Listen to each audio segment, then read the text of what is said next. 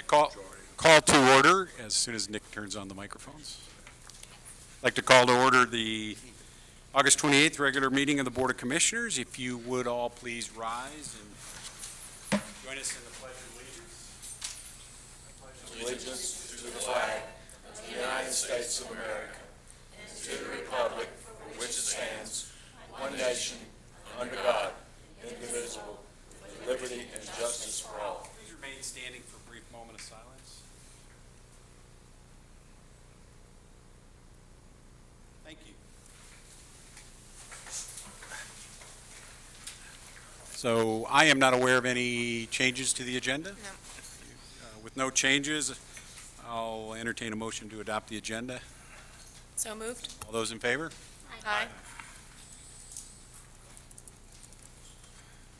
Public comments. Okay, Richard Shields.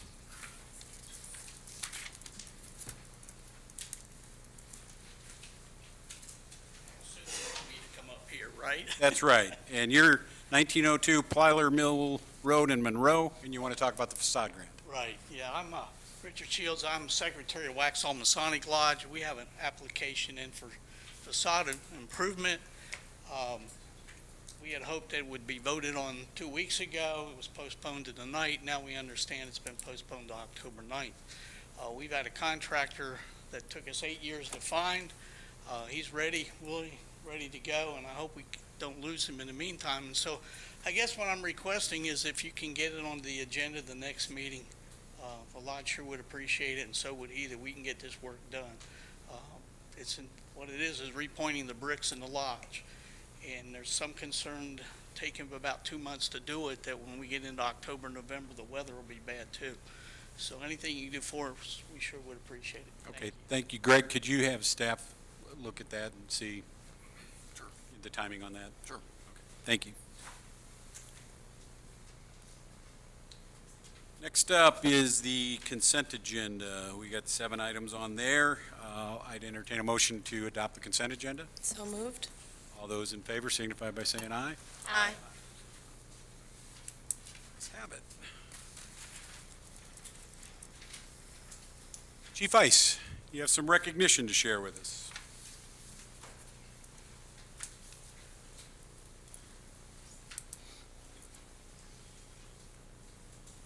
So we have some longevity awards to be issued out to some key staff here. The first one, Stephanie Byram, if you come forward. Stephanie is the one that behind the scenes makes the police department look as good as it does, especially Captain Houck and myself. Stephanie is on her 5th year and is my lead administrative assistant and just does a fantastic job. We couldn't do things without her. So I just want to let you know how much I appreciate the work that you do and how good you make me look. It's not just the tie, it's you. So I just want to thank you. Stephanie.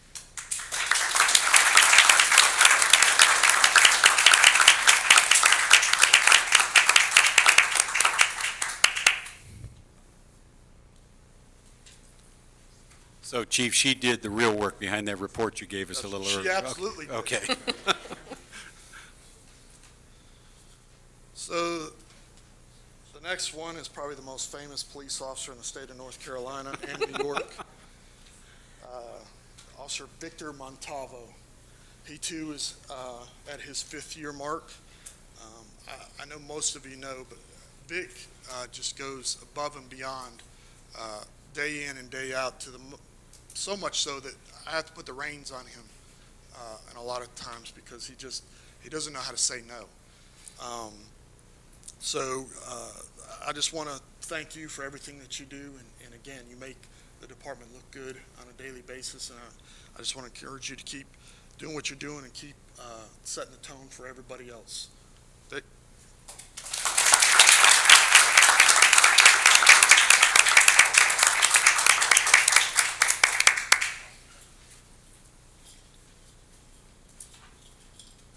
And then last, but certainly not least, is the newly promoted Detective Sergeant Michael Feiga.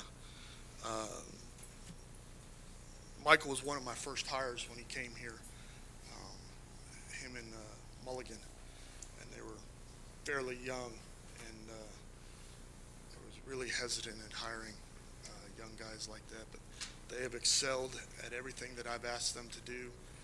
He's just now taken over the narcotics unit and is looking forward to doing great things there. He is in his 10th year. Michael?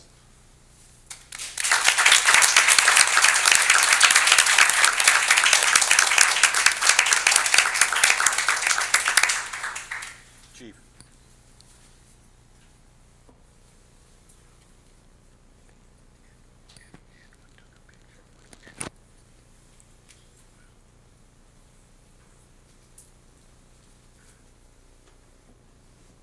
Thank you. Thank you. Okay, next item on the agenda is I'll entertain a motion to continue the public hearing on Cuthbertson Office's conditional district rezoning petition. So moved. All those in favor? Aye. Alex?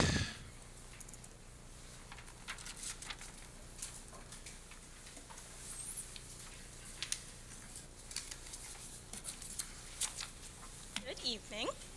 So as Evening. far as the, oh, this is the Cuthbertson one, not yet. Just, it doesn't really matter. Nick, we need the Cuthbertson one. There's no additional slides to talk about tonight that are different than the public hearing, so that can just be up there to reference. But I'm here to answer any planning and zoning questions, and then I'll invite Matt up to talk about transportation. Do we have any additional planning and zoning questions for Alex? Last week. Okay. All right, Matt.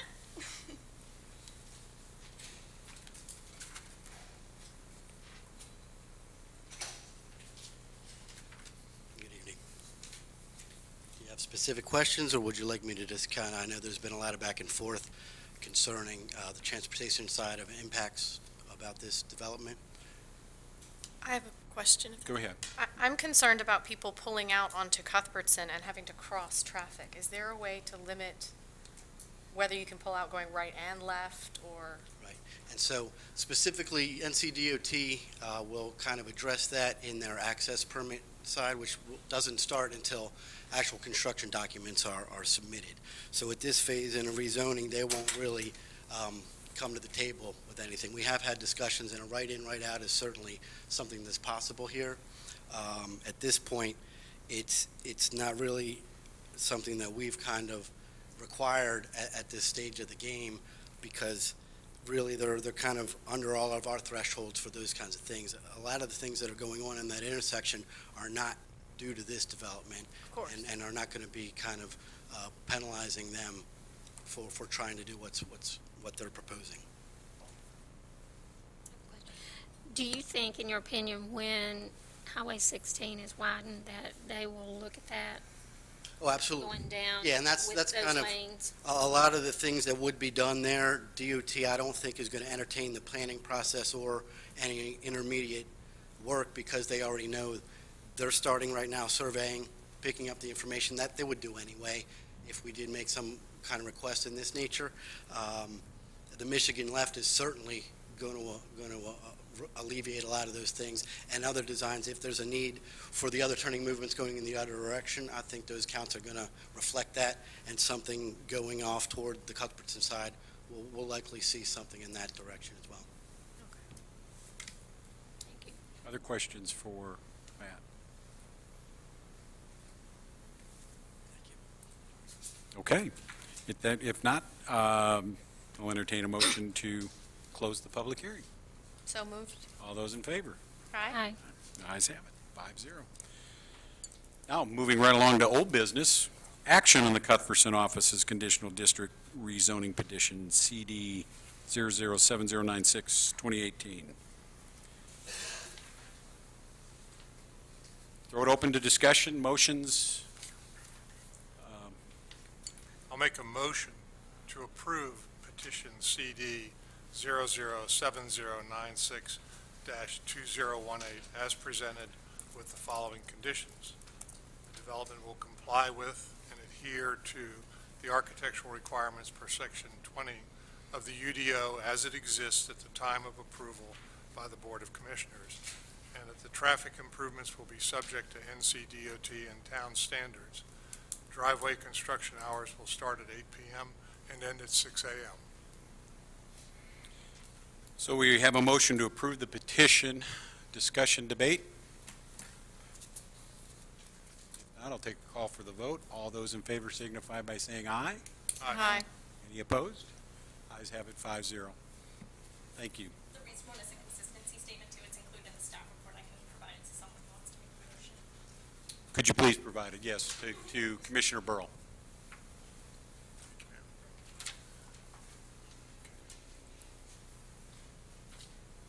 Make a motion that the conditional district rezoning request is consistent with the comprehensive plan and future planning goals of the town of Waxhaw, and is reasonable and in the public interest, as it will allow for commercial uses to continue as recommended by the Waxhaw Comprehensive Plan and for the X2 existing commercial centers sector. We have a motion on the table for consistency. Any further discussion? If not, all those in favor signify by saying aye. Aye. Any opposed? Ayes have it 5-0. Not to go too far, next up is new business. Thanks, Matt. Discussion of the facade improvement program by Alex Beasting. The request for this was generated by, they've had a lot of facade grants applications submitted. And since we had made a change in policy, town manager staff thought it would be wise to come in and educate us before we get that set of facade grant applications that have gone through the Historic Preservation Committee. So with that, I'll turn it over to you. Perfect introduction. So, who is eligible for the facade improvement grant? Any non-residential structure within the boundary is eligible for funding, and you can see the boundary map is off to the right-hand part of the slide, but you also have this included as a full-page sheet in your staff report. In addition, residential structures built within the historic period of significance, which is 1888 to 1941, are also eligible for funding. Every property gets one application per facade per year, and the definition of facade is one side, exterior side of the building. All applications must comply with the program guidelines on the application, which came before the board June 26th for approval. They must receive grant approval prior to beginning work, and they must adhere to the historic landmark guidelines, and those guidelines are also included in your staff report. This is the process overview. So first, the applicant comes in for a pre-submittal meeting, and we discuss, what can be done through the facade improvement grant. They submit an official application. Staff reviews that for consistency with the guidelines, consistency with the UDO, and we prepare our staff report. That then goes to the WHPC for recommendation, so they review all of them and come with a favorable or unfavorable recommendation to the Board of Commissioners. Then it goes for a Board of Commissioner decision, and that's the phase that we're in right now with our application, so you'll be seeing those applications at an upcoming meeting. And then once, assuming it's an approval, work can begin on the project. So following approval of the application, work may begin on the project.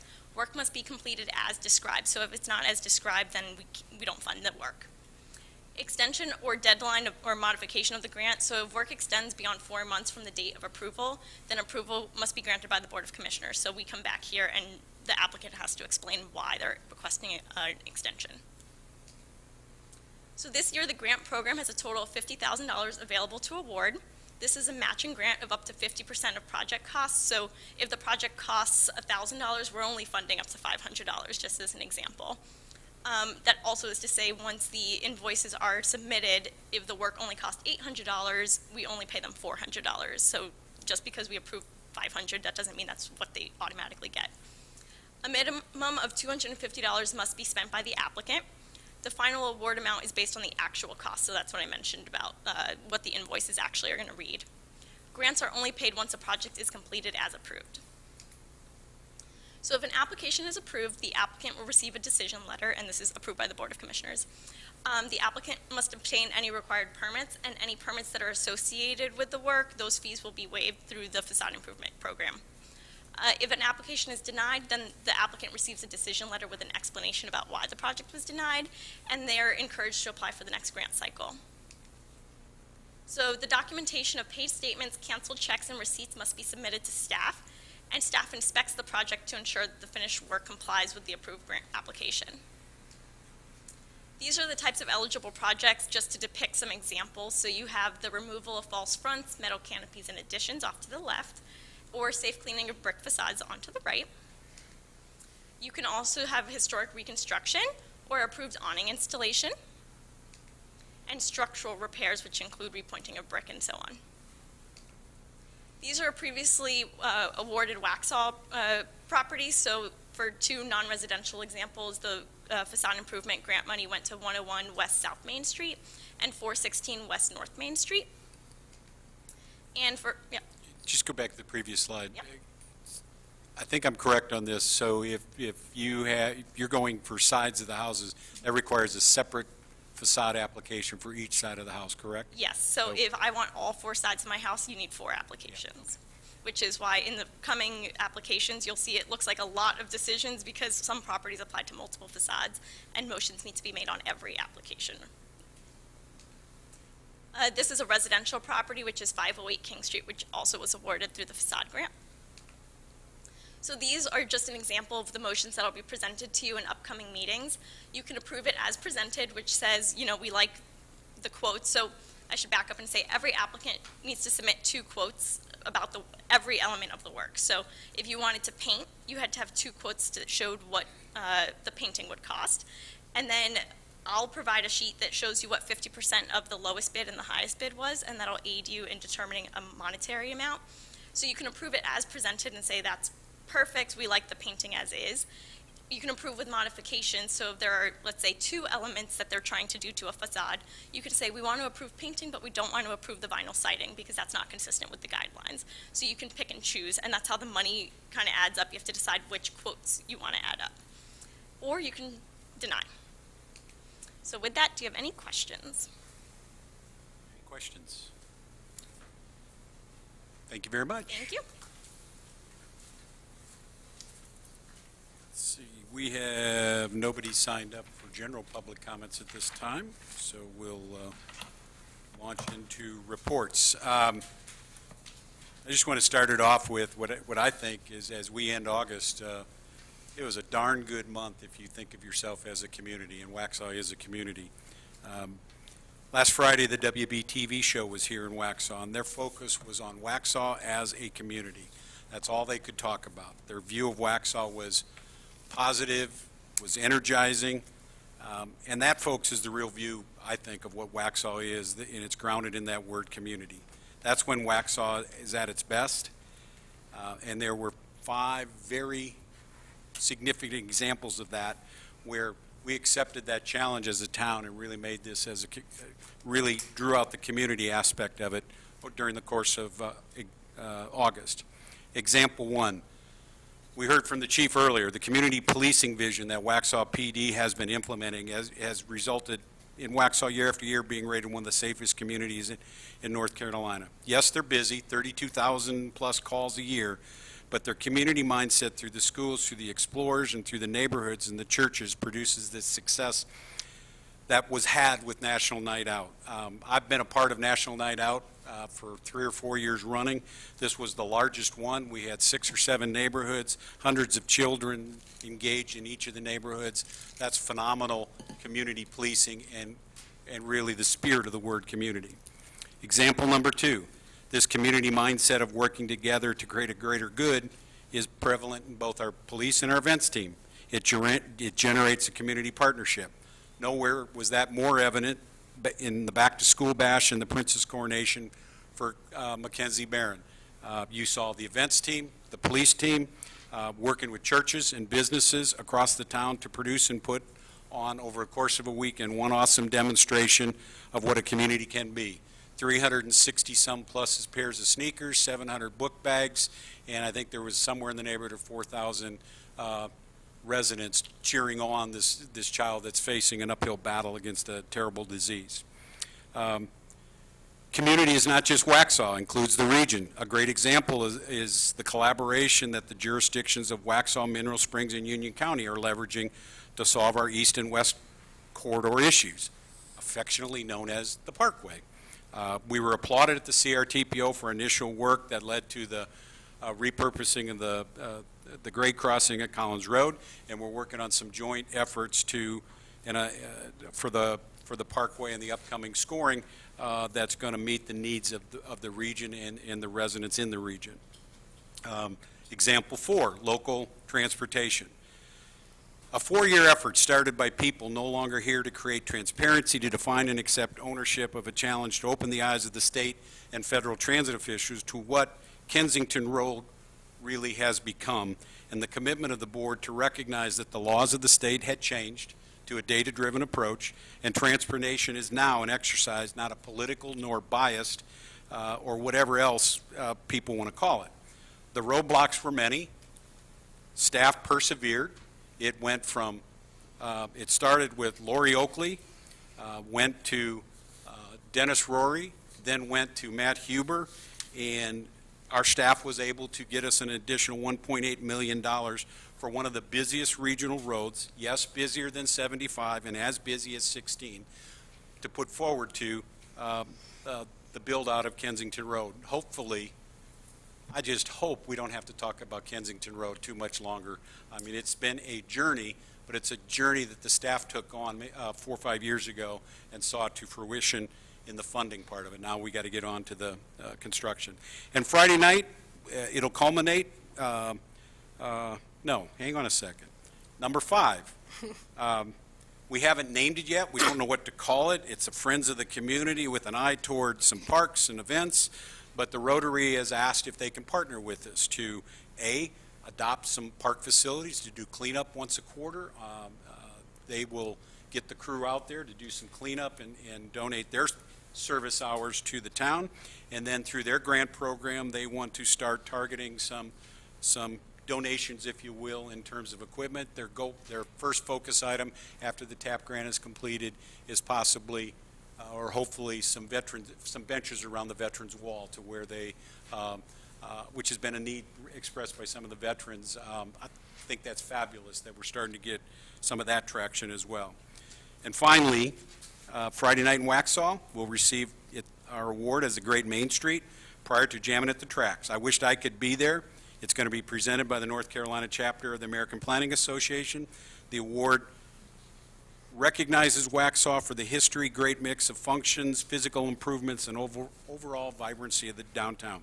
This great honor is the result of an intentional, broad-based community effort, Main Street, events team, the businesses, the property owners over the past several years. As August ends, this has been a great month for the spirit of community. I want to thank everyone that's been working together to make Waxhaw a community. With that, we go to comments. We're just going to go left to right tonight. So, Commissioner Burns. Tonight I do have some comments to make, and it's a very difficult and emotional thing for me. But I have prepared a statement. I'm not asking for any response or any comments. If you have some, you can send them to me privately, but this is something that has been coming for a long time. I need to address it. I have had numerous, dozens of calls from citizens that voted for me, asking me from information placed out on Facebook, garbage, if these things are really true about me, and that they are very disappointed in me if they are, because they put their trust in me and voted for me to support this community. So that's why I am setting the record straight. I am telling the truth tonight because that is the right thing to do. I am someone's mother. I am someone's wife. I am someone's grandmother. And I am a lady. And I am a human being. And this garbage has to stop. A year ago, I addressed in my commissioner comments information about an individual in Waxhaw who had slandered, defamed, bullied, and harassed me during the prior year. I was attacked on social media and an email sent to Town Hall. His hate speech and false accusations included comments such as referring to me as nasty, a racist white female commissioner, not performing my duties, not very bright, a Jezebel, and his favorite hate words, low-aim white female, among other choice, slanderous, and venomous phrases that I consider harassment to me as a woman and a lady, to my public service and dedication to Waxhaw as an elected official, and quite simply to me as a human being. These attacks began when I was handling personal business for my elderly family members near to 90 years old. They confided in me about some issues involving this person, and subsequently I was informed by several town residents of a questionable record that this person himself revealed to them. False accusations began against me, and because of the severity of his hate speech, I became very fearful for mine and my family's safety, fearing that he or those he would incite to violence with his false accusations would physically attack me or my family members when we were out or at my home. For my protection, I was forced to take measures to install an expensive security system in my home. 2 attorneys and the police did become involved in this situation because of the attacks against me by this man who possesses an unusually vile strain of hate against women, white women, as I have been called, nasty. Every social media post and email documenting the slander, libel, misogyny, and bullying has been archived because, you see, all of this is public record. When this individual states that I will see him coming face to face and that my voice and right to speak needs to be silenced, I consider that a personal threat to me and has indeed created fear for my safety as well as my family, my husband, my sons, my children. He has stated on social media in one of his documented rants that there needs to be a demonstration of mass proportions in Waxhaw, and now is the time. What that means, as Mayor Maher just, we're a community. Who would ever want to start a demonstration of mass proportion? What does that mean? I don't know what that means. These emails and social media documentation also included accusations against other residents, our valued police officers. I love you guys. Staff, town staff, the wonderful staff. We may not always agree. We're not always going to agree. But we're civil. And 2 other board members have been affected. Now here we are, and another year has passed, and this individual continues to spew his toxic manifestos on social media, land of the Waxhaw, as a reporter, through emails to the town of Waxhaw, to other officials, and just recently verbally attacked me as at a commissioner's board meeting during his public comments, accusing me of something that is so far from the truth. The slander this year has included calling me diabolical. Now, diabolical is, if you want to look at the dictionary, it's very simple. Everybody in this room is smart enough to know what that is. It derives from diablo, which is the devil, Satan, evil. That isn't me. Dumb. Well, I guess that's up to whoever I'm talking to. Some might think I'm dumb, but I think I'm a pretty smart lady. Being against the area of town where he lives and references as the mighty East Side. This is Waxhaw. I've lived here 28 years. We all live here, and there's no geological portion that is mightier than any other. There is no divide except for in some mine and unbelievable rents, nor has there been any voting on this board or the prior board against any services to any citizen in Waxhaw. All town residents receive the same services from town government, from our police department, and our volunteer fire department. One of my messages tonight is that the attempts to damage my character and good standing with the residents, and those residents who have called me and asked me, are these things really true, Brenda? No, they're not. and try to brand my faith by calling me names, by calling me that I'm satanic, my politics, by calling me to the left. There are Democrats, there are probably independents, and there are Republicans on this board. I have always been a Republican, and I'm proud of it. And I offer that same to anyone else, and I don't put anybody down for what their policies or what their beliefs or what their politics are.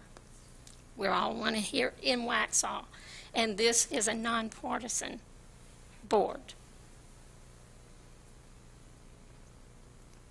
I think to challenge my service to this town as much as I love this town is very misguided. Just as one final example of the hate-driven behavior, I would like to briefly explain what happened last November on Election Day.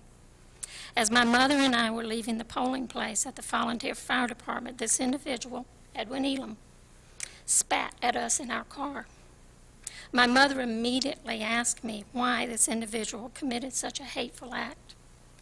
Much to my sorrow, she later explained to me how it brought back memories of the same behavior that she endured as a young child due to her ethnicity, which is Native American.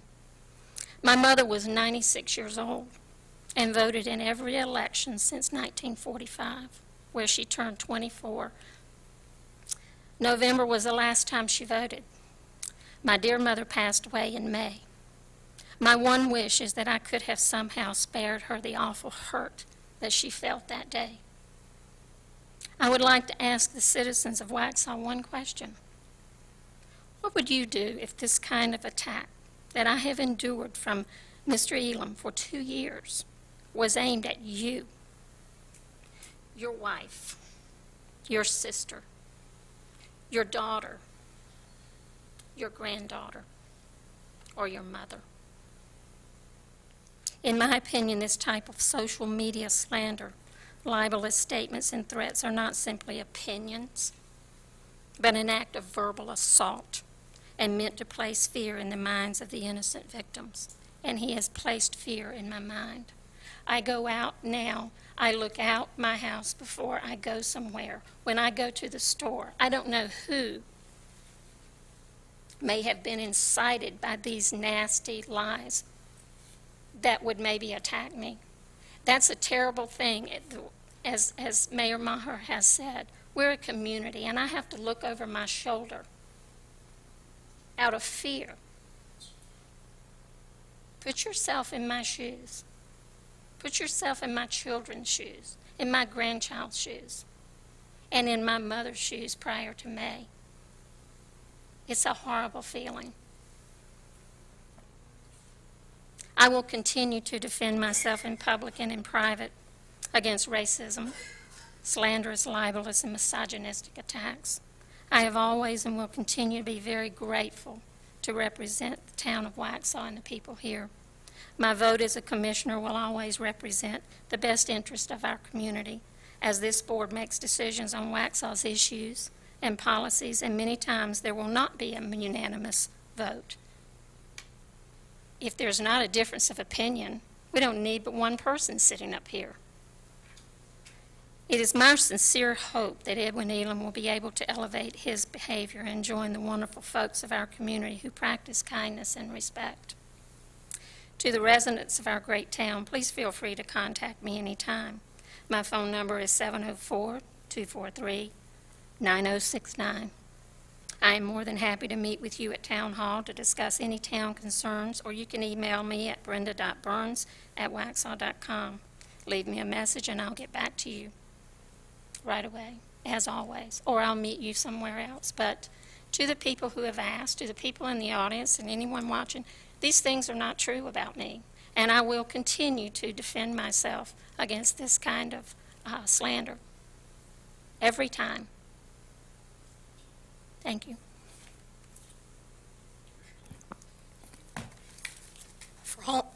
Excuse me. For almost 3 months now, I have endured the hate speech, bullying, lies, slander, libel, and threats against my safety and the safety of my family from one individual in our town. I have had to work with our police and take other measures to protect myself and my young children. We have had to spend their summer vacation always looking over my shoulder because of the threats made against me by one person in this town. Edwin Elam, so-called reporter for Land of the Waxhaws, has called me and my behavior shameful, immoral, unethical, diabolical, nasty, reckless, dark-sided, busybody, not very bright, the stupidest, dumb, and wicked.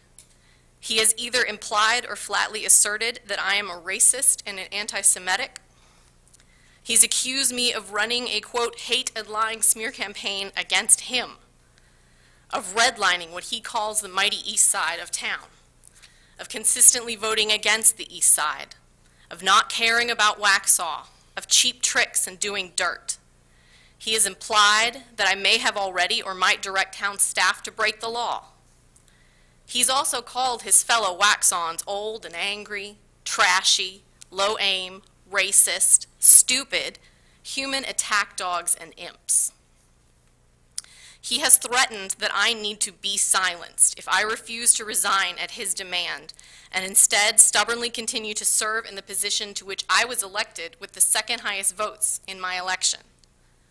He's threatened that he will deal with me face to face and promised me that I will see him coming. Given the frequency and severity of these attacks and threats, one might wonder on what evidence does he base them. Is it on his deep, extensive personal knowledge of me, my background, and beliefs? No. Edwin Elam doesn't know me. Edwin Elam has never spoken to me, not even once. He has never so much as introduced himself to me. If he had, he might know that my family encompasses many nationalities, ethnicities, and religious backgrounds. But Edwin Elam doesn't know me. If he did, he might know that in spite of him calling me immoral and diabolical, I'm a Sunday school teacher and have been the Sunday school director at my church.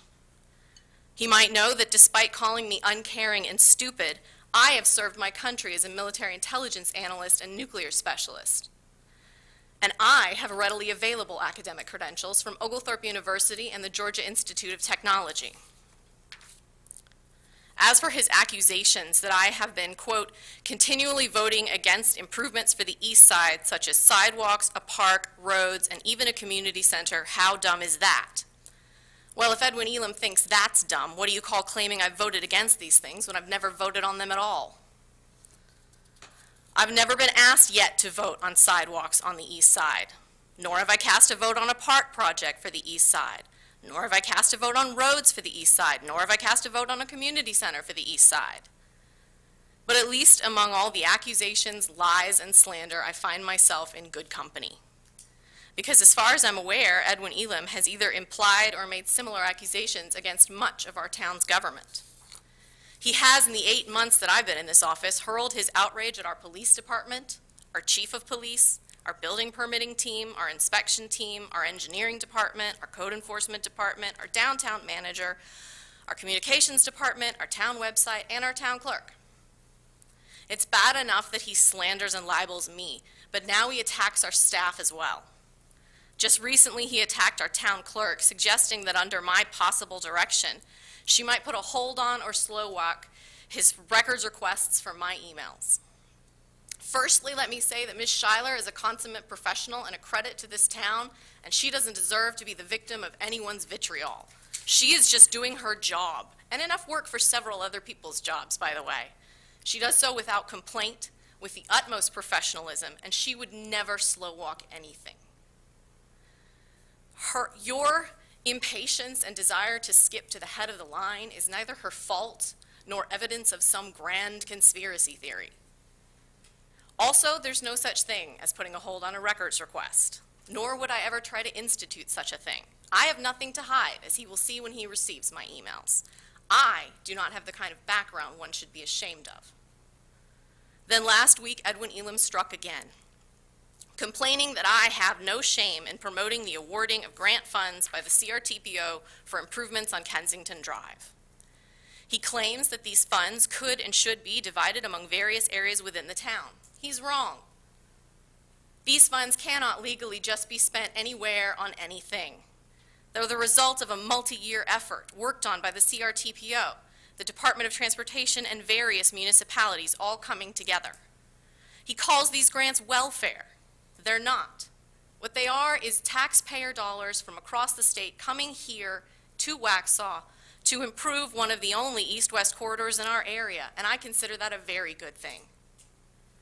He insinuates that this grant being provided for Kensington Drive is somehow proof that Waxhaw could get money anytime it wants for what he calls the east side if we, quote, put our minds to it. He's wrong again.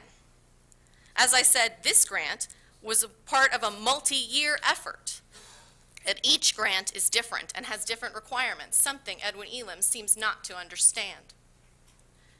Edwin Elam says he wishes he'd received the news of this grant, quote, from the elected officials that actually voted for the town of Waxhaw's budget.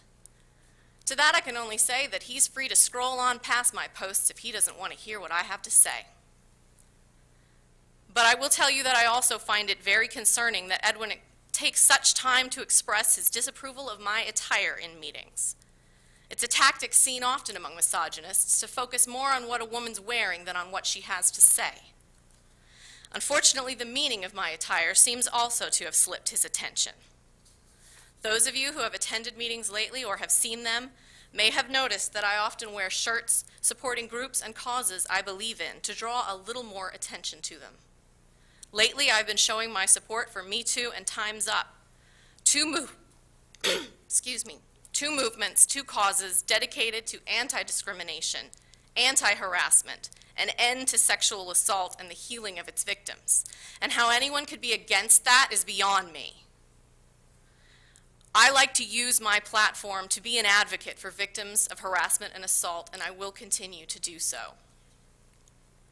As far as conducting a, quote, hate and lying smear campaign against Edwin Elam is concerned, I have until now never responded to any of his comments, either in print or in person. However, I could produce page after page of his emails and screenshots, as well as video of him using this very room to broadcast his lies and innuendo. So I ask you, given that he has sent his emails across our state from county to county and various agencies, who's the one engaged in a campaign? Finally, as for being called nasty and wicked, well, as a woman, I've been called worse by this man and others in my professional life, even recently. There's nothing unethical or immoral about my voting my conscience. There's nothing wrong with my disagreeing with the budget, with Edwin Elam, or with members of this board. There's nothing wrong with my voicing my opinions or with me having opinions of my own, or any of the other incorrect, slanderous, libelous claims and cyberbullying spread by Edwin Elam. As I was elected to this office, I will continue to serve all of Waxhaw with a clear conscience. I will continue to stand up for what I believe in. I will continue to vote as I believe best serves all of Waxhaw. I will not let my fear control me. I will not be bullied. I will not be silent. What I will do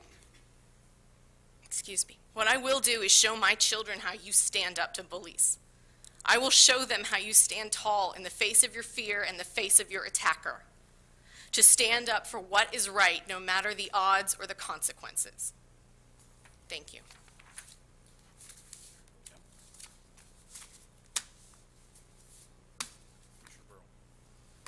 Commissioner Westlake?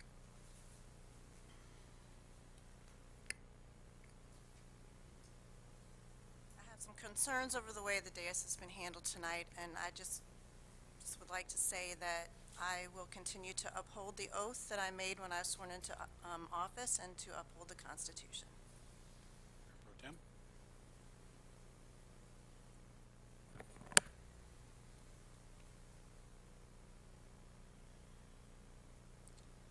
We as public officials are often subject to personal attacks. They come from social media, sometimes in person. sometimes from the podium itself, sometimes from the dais. But it is my hope that we can find a way to be disagreeable, disagree with each other without being disagreeable. I am taken aback by some of what has been said from the dais this evening. I'm not a social media person. Those who know me know that I am not. But as much as we dislike what is said about us on social media, there still is freedom of speech from one's personal pages. And that aside, that still should not be a method to attack anyone unfairly or threaten anyone or make anyone feel threatened. Party aside, partisanship aside, no one should live in fear of threats or actions or feel like they have been made to live in fear. We as representatives elected by the people of Waxhaw have a job that we have to do here. We have to maintain a sense of dignity, decorum, professionalism, in spite of sometimes how we are treated ourselves. It is my hope that we can come together, that we can work together, that we can do what is in the best interest of the town, for the town, and foster good relationships. We have to represent all individuals as elected officials, whether we agree or disagree with them. But it is also my hope as individuals and people who live in the town of Waxhaw that what has been said here tonight is not something that is pervasive, that will not be prevalent, because I believe and I am still hopeful that in the town of Waxhaw that we are good people, that there is much more good in this town than what has been displayed or spoken about this evening. And in moving forward, I hope that we will use this dais, that we will use our work, that you will see in us what we do. Sometimes we don't disagree with each other, we may disagree with each other, but we are here as your officials to work for you, for the good of the town. Not to be attacked, not to use hate or anything else that has been stated here this evening, but to work for a common goal of goodness for all the people of Waxhaw. Thank you. Up on the board is you can see every town representative now has a phone number with voicemail that if you call us, we'll get the message directly to us now. So it's on the board. It'll be out on the website. We're hoping that that will enhance communication with whomever you wish to talk with. And I'll just remind everybody before I turn this back over to Greg, August has been a very, very good month for a community called Waxhaw in the things that we've done out in the community, and let's not lose sight of that. With that, I'm going to turn over to our manager, Mr. Ferguson. I just have one thing. I had a couple others, but I'm going to cut it back to one. We have the Park Master Plan Survey Workshop coming up on September 6th. There are two of those. One's at 10 a.m. in the Community Corner Water Tower lot. And then the second is that evening at 6 p.m. at St. Matthew's Church. So two more opportunities for input. There will be comment cards there. If there are specific comments that you haven't got into the record, you can email those, but you can also fill out a comment card and participate in those opportunities. The other items that we've talked about, I think, tonight, I won't go back over those. So thank you. Any questions for the manager? We have no closed session topics, so with that, I'll entertain a motion to adjourn. So moved. All those in favor? Aye.